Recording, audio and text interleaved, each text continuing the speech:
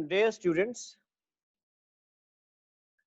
आज हम the short story the dead by James Joyce उसकी समरी पे बात करेंगे।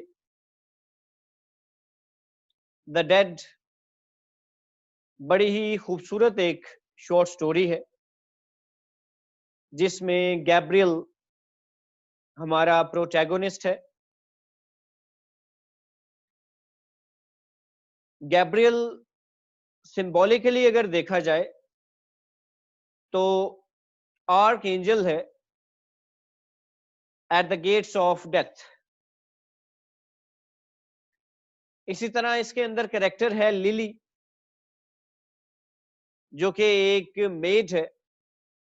लिली एक ऐसा फ्लावर है, जो कि फ्यूनरल प्रेयर्स के लिए यूज होता है, फ्यूनरल पे इस्तेमाल होता है। इसी तरह माइकल एक कैरेक्टर है, माइकल फ्यूरी। माइकल फ्यूरी भी जो है वो माइकल एक एंजल का नाम है, माइकल वॉरियर। फिर स्नो एंड पे दिखाई जाती है बच्चे, स्नो फॉल कर रही है। स्नो भी जब आप लिटरेचर में देखते हैं तो spring is symbol of life and snow is a symbol of death. तो टाइटल सिर्फ डेड नहीं है, द डेड, बल्कि सिंबॉलिकली जो एलिमेंट्स हैं वो भी इसके अंदर मौजूद है। करेक्टर्स हम ऑलरेडी इसका डिस्कस कर चुके हैं। आज समरी पे आते हैं। हमारा जो मेन कैरेक्टर है गैब्रियल, वो अपनी ऑन्ट्स, ऑन्ट केट और ऑन्ट जोलिया, उनके घर एक पार्टी है, न्यू ईयर पार्टी है, और वहां पे आता है। गैब्रियल के आने से पहले ही उसका इंट्रोडक्शन हमें करवा दिया जाता है कि ऑन्ट केट और ऑन्ट जोलिया उसका बड़ी शिद्दत से इंतजार कर रही हैं, और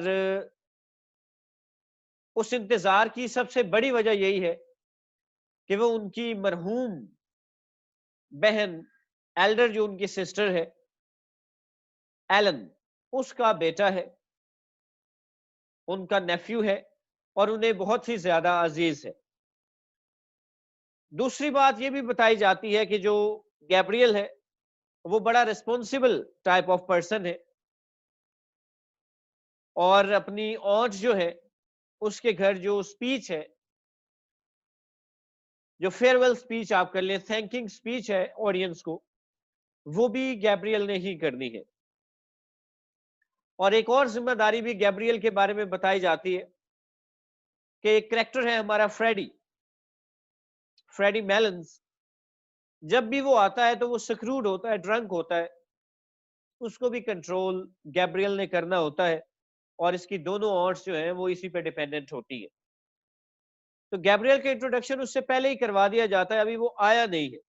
जब वो वहां पे आता है तो ऑर्ड्स उसको वेलकम करती हैं, ऑन्ट जोलिया और ऑन्ट केट, और उनकी जो मेड है लिली वो भी वहां पे मौजूद होती है। तो लिली उसे कहती है कि हमें तो ऐसा लग रहा था कि तुम कभी भी नहीं आओगे। तो गैब्रियल आगे से जवाब देता है कि इनको क्या पता कि मेरी जो वाइफ है वो 3 घंटे तो ड्रेस चेंज करने में लगा देती है। लिली के साथ उसका इंटरेक्शन बहुत पुराना है, क्योंकि लिली केयर टेकर की बेटी है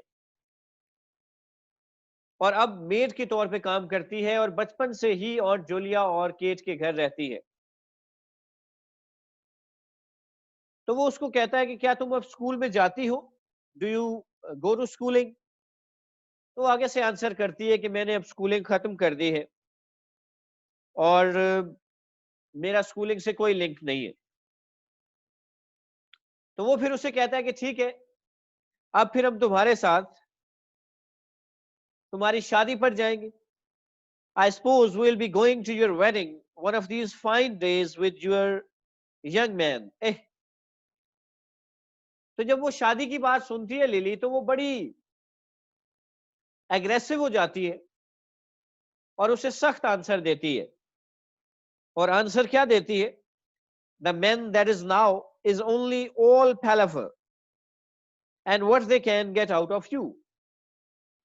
बताना ये चाहती है कि आज के जो लोग हैं वो डिसीवर हैं, सारे धोखेबाज हैं, क्या वो करेंगे? तो ये ऐसा सडन और अब्रप्ट आंसर होता है कि इस इवेंट से ये पता चलता है कि गैब्रियल की पर्सनैलिटी कैसी है। ये वो बहुत ही कंफ्यूज्ड हो जाता है, परेशान हो जाता है और उसे कोई आंसर नहीं कर सकता एट द सेम टाइम, बल्कि डिस्टर्ब्ड होता है। और जूलिया और ऑन्ट केस जो है वो भी गैब्रियल का मजाक उड़ाती हैं और उसकी जो अनईजीनेस है या उसकी जो रेस्टलेसनेस है, उसकी जो बेचैन सी फितरत है, उसकी बेचैन सी फितरत का एक मजाक बनाया जाता है। और जो ग्रेटा इसकी वाइफ है गैब्रियल की, वो भी ये कहती है कि ये मुझे पहनने के लिए, अब गैलोशीज तो हमेशा कहता है कि गैलोशीज ही तुमने पहनने हैं, और वो दिन भी करीब है जब ये मेरे लिए स्विमिंग सूट लेके आ जाएगा और कहेगा कि ये तुम पहन के जाया करो। बरसाती सी लेके आ जाएगा और कहेगा कि ये तुम पहन के जाया करो। तो इससे ये पता चलता है कि ये बड़ा कंफ्यूज्ड पर्सन है, बड़ा रेस्टलेस है, एक्स्ट्रा केयरफुल है और इस किस्म की इसकी पर्सनैलिटी है कि बाकी लोग जो हैं वो इससे थोड़ा हैरान भी होते हैं और इसका मजाक भी उड़ाते हैं। अब बच्चे, क्योंकि पार्टी है तो पार्टी में काफी लोग आए हुए होते हैं, ढेर सारे कैरेक्टर वहां पे हैं। इतने में फ्रेडी मेलन्स भी आ जाता है और जूलिया और ऑन केट इसे कहती हैं कि तुम फौरन उसे संभालो, वो यकीनन स्क्रूड होगा, ड्रंक होगा और ऐसा हो ही नहीं सकता कि वो ड्रंक ना हो। तो तुम एक जेंटलमैन की तरह जाओ और संभालो। वो इसे गैब्रियल जाता है और उसको संभाल लेता है और उसको अलहदा एक तरफ लेके चला जाता है। इतने में एक और इंपॉर्टेंट कैरेक्टर आता है जिसका नाम मिस्टर ब्राउन है। मिस्टर ब्राउन की भी सिंबॉलिकली एक इंपॉर्टेंस है कि mister Brown is a symbol of England. एक लाइन बोली जाती है कि mister Brown is out there,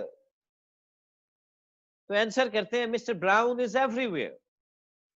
तो mister Brown symbol of England है क्योंकि उस जमाने में जो आयरलैंड है वो कॉलोनी हुआ करता था इंग्लैंड की। बाद में ऐसा हुआ है कि मूवमेंट उन्होंने स्टार्ट की और फिर अलहदा वो एक स्टेट के तौर पे इंडिपेंडेंट हो गए हैं। तो सिंबॉलिकली उसकी भी इंपॉर्टेंस है। मिस्टर ब्राउन जो है वो बड़ा एक काउबॉय किस्म का कैरेक्टर है, बड़ा ही डैंडी है और बड़ा आप कर लें कि स्नॉबिश उसका एटीट्यूड है, बड़ा शोई है और खवातीन से फ्लर्ट करना उसे बड़ा अच्छा लगता है और उसे लगता है कि जो खवातीन है वो हमेशा उसके इंतजार में होती हैं और उसके इर्द गिर्द मंडलाती रहती है।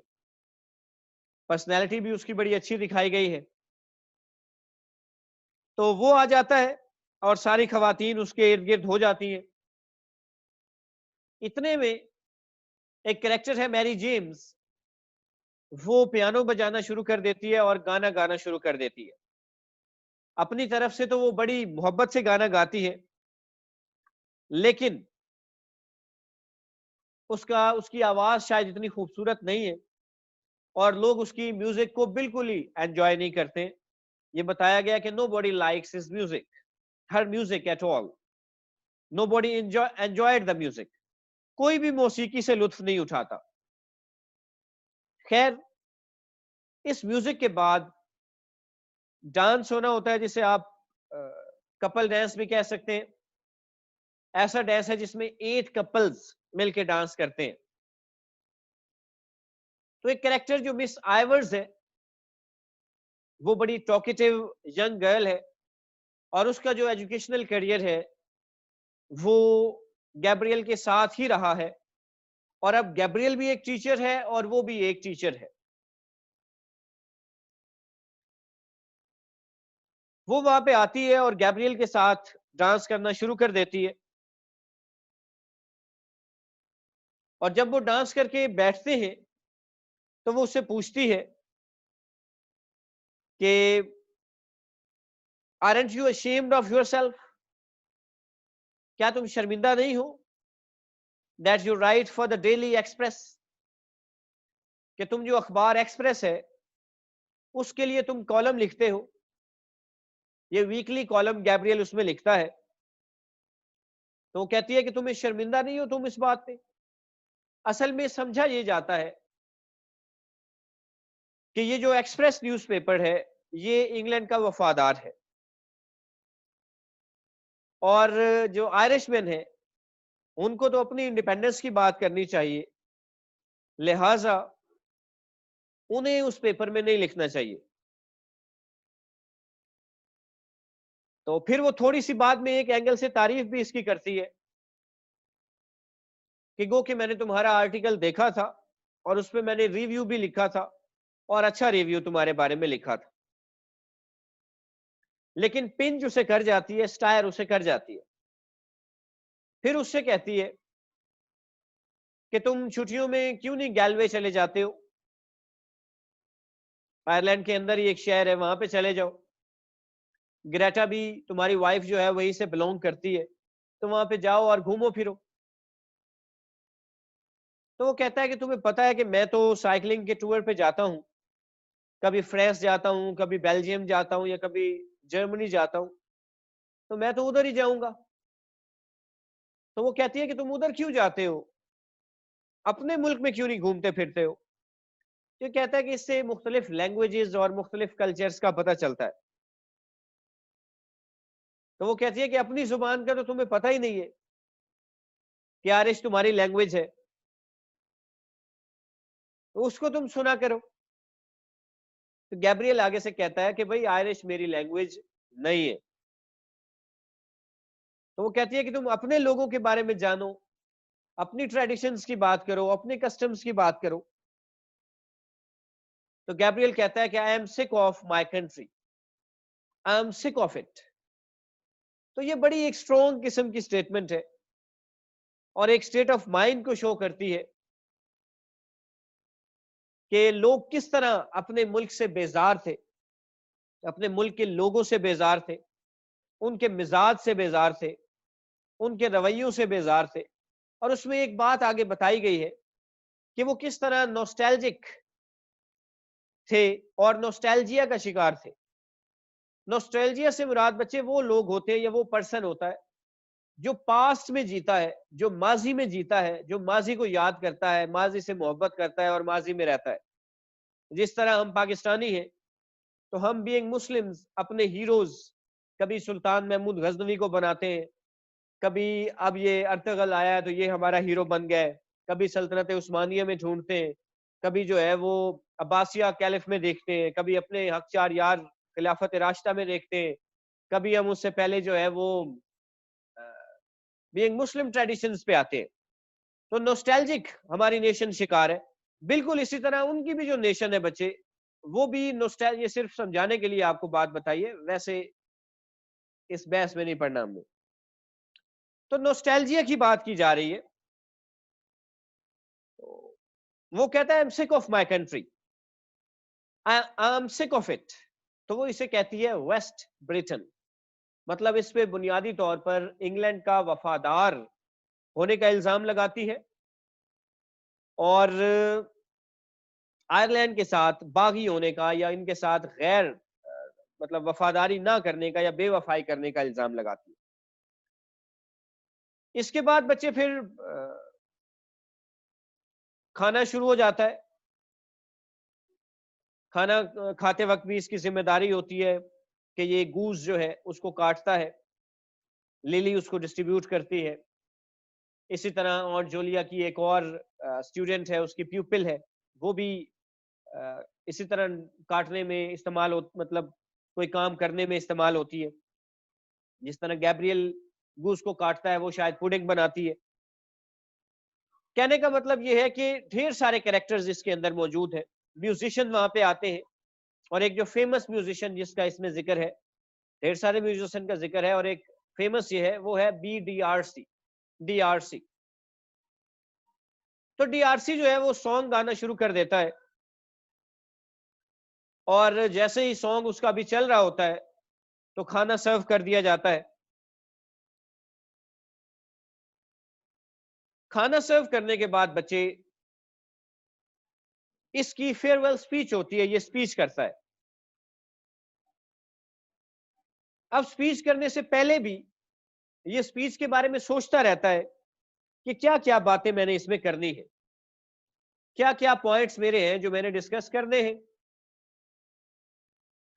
और वो पॉइंट्स डिस्कस करने के लिए इसे लगता है कि लास्ट पे जो मैंने किया हुआ है, जो मेरी रॉबर्ट ब्राउनिंग की पोएम है, उससे मुझे एंड नहीं करना चाहिए, क्योंकि मेरे जो लोग हैं, जो मेरी ऑडियंस है, उनको पता ही नहीं होगा कि रॉबर्ट ब्राउनिंग कौन है, और वो इतनी अच्छी पोएम्स भी लिख सकता है।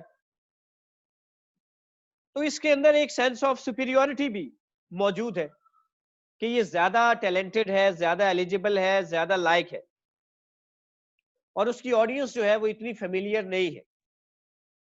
वो कहता है कि बेहतर है मैं शेक्सपियर को कोट कर लूं, उससे लोग ज्यादा फेमिलियर होंगे। और जब वो लिली उसे आंसर बैक करती है, क्योंकि बैक आंसर करना इनकी पूरी फैमिली को पसंद नहीं होता, चाहे वो ऑन्ट जूलिया है, ऑन्ट केट है, या चाहे वो गैब्रियल है।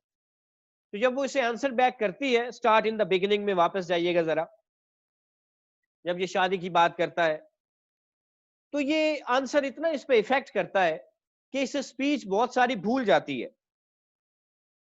और जब ये लड़की दूसरी मिस आइवर्स वो इसके साथ कन्वर्सेशन करती है, तो भी इस कन्वर्सेशन का इतना इस पे इफेक्ट होता है कि ये अपनी स्पीच जो है, ये ऑलमोस्ट उसको चेंज कर देता है। चेंज इस तरह कर देता है कि पहले तो कह रहा था कि I am sick of my country, I am sick of it. और फिर जब ये स्पीच स्टार्ट करता है बच्चे, तो इसमें सबसे पहले अपने कंट्री की बात करता है, और इसकी ट्रेडिशंस की बात करता है कि बाकी कोई ट्रेडिशन इसमें अच्छी है या नहीं, लेकिन कम से कम हॉस्पिटैलिटी की जो ट्रेडिशन है, ये बहुत ही बड़ी हमें दे दी गई है।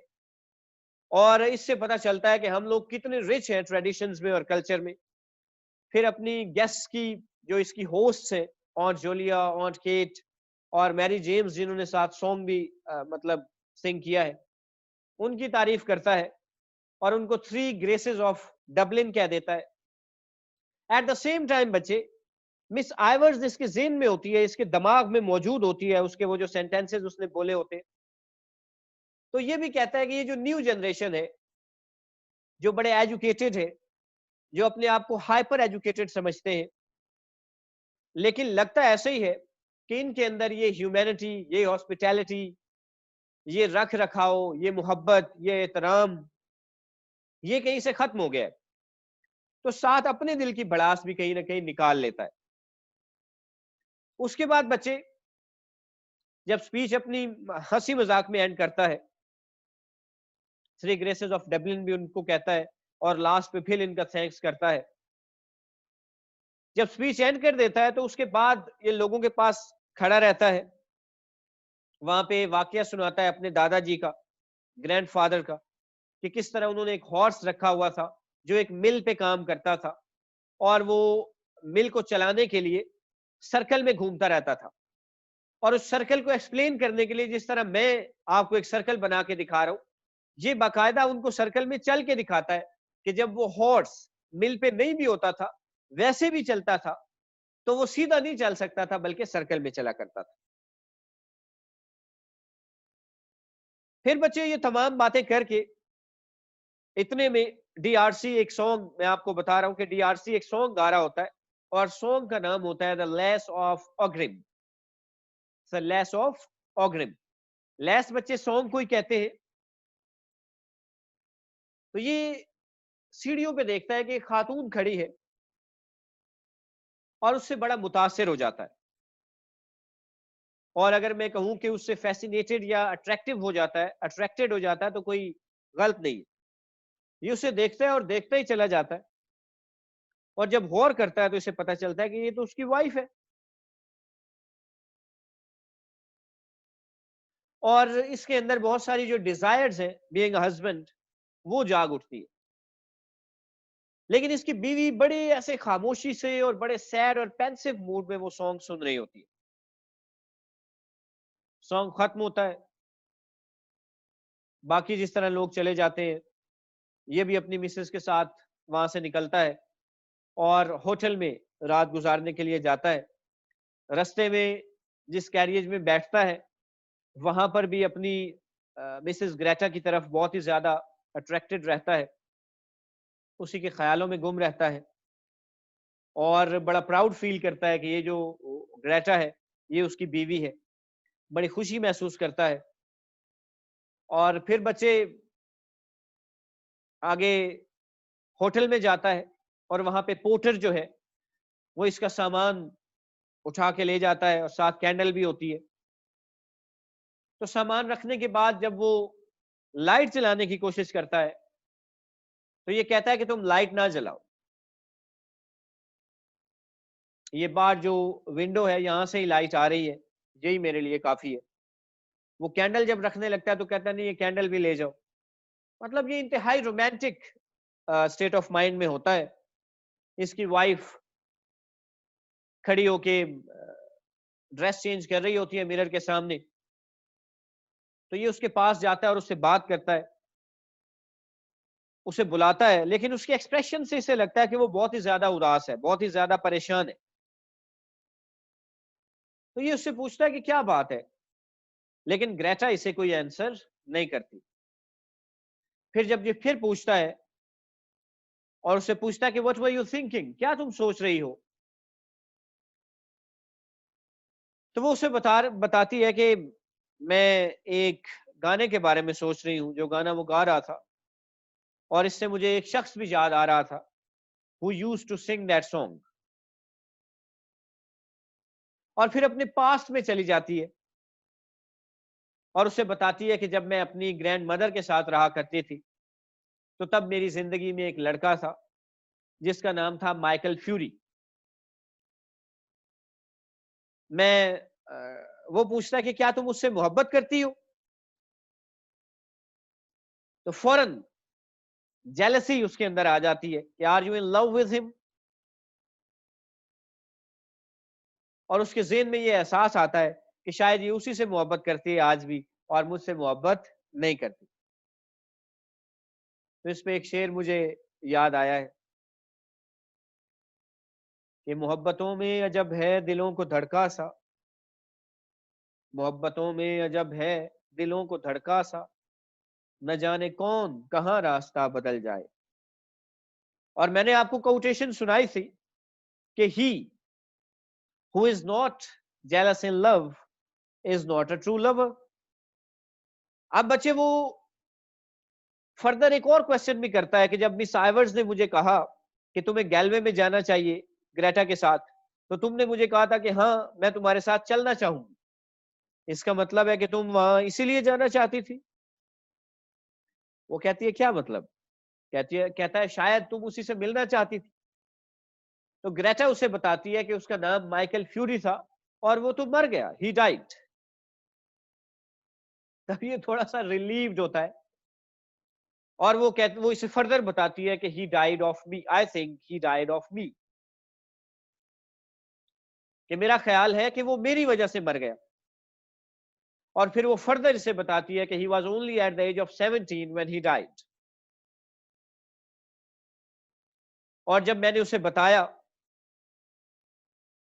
जिस रात मतलब जिस दिन मैंने जब वापस यहाँ पे आने का, डबलिन में आने का इरादा किया, और मैंने उसे बताया कि मैं अब दोबारा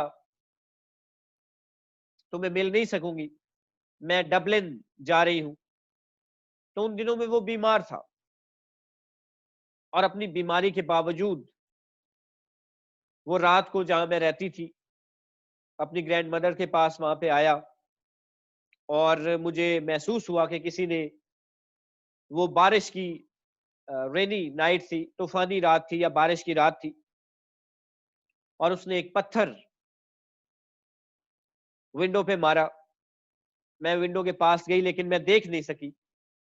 क्योंकि मैं देख नहीं सकी तो फिर मैं सीढ़ियों से नीचे गई, तो वो वहां पे मौजूद था और मैंने उसे कहा भी सही कि तुम बहुत ज्यादा बीमार हो, तुम वापस चले जाओ। लेकिन वो मुझसे मिलने आया और मुझे ये एहसास होता है कि ही डाइड ऑफ मी, ये उसने कहा और बिस्तर पर लेट गई और रोने लग गई। तो आप खुद देखें बच्चे कि किसी के लिए ये कितनी खतरनाक सी बात हो सकती है, एक हस्बैंड के लिए, कि उसकी बीवी उसके सामने रो रही है लेकिन उसके लिए नहीं रो रही, किसी और के लिए रो रही। उसी लम्हे गैब्रियल को ये एहसास होता है, वो विंडो के पास जाता है और उसे लगता है कि क्या मैंने भी कभी अपनी बीवी से इस तरह मोहब्बत की है।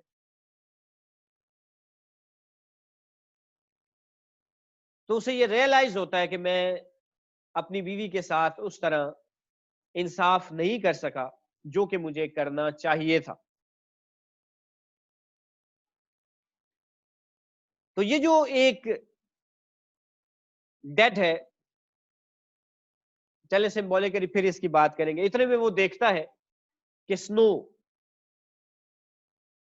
खिड़की के बाहर स्नो फॉलिंग हो रही होती है